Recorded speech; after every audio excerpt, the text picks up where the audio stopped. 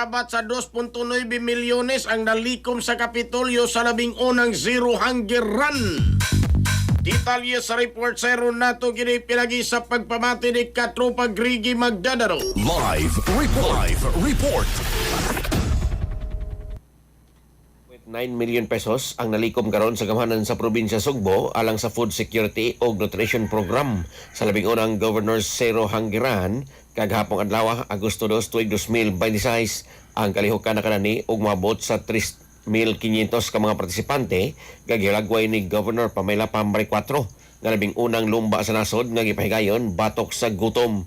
Giorganisa ang mga kalihukan sa Cebu Provincial Sports Commission isip kabahin sa ika-457 nga founding anniversary sa probinsya Sugbo.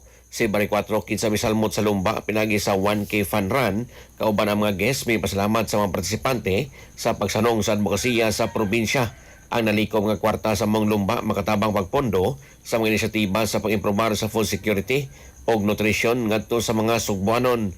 Mapasalamaton si Bari 4 nila ni Cebu Provincial Sports Commission Run Director May Salimbangon, Provincial Board Member, Capital Department Head ug mga empleyado nga nisalmot nga mga local government unit, volunteer, ang Cebu City Transportation Office, Philippine National Police, Bureau of Fire Protection ug ubang ahensya nga mitabang nga masiguro ang kalampusan sa kalihukan. Mapasalamaton sa February 4 nga sponsor o sa mga sponsor ug partner sa kalihukan, ilabi na sa libuan ka mga runner nga misalmot sa maong fundraising event.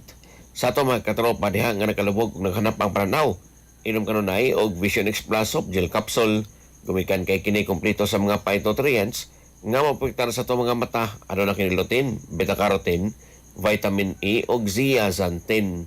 Alang sa usang Pilipino para sa Pilipinas, kini katropa Gregi Magdaro, XFM News.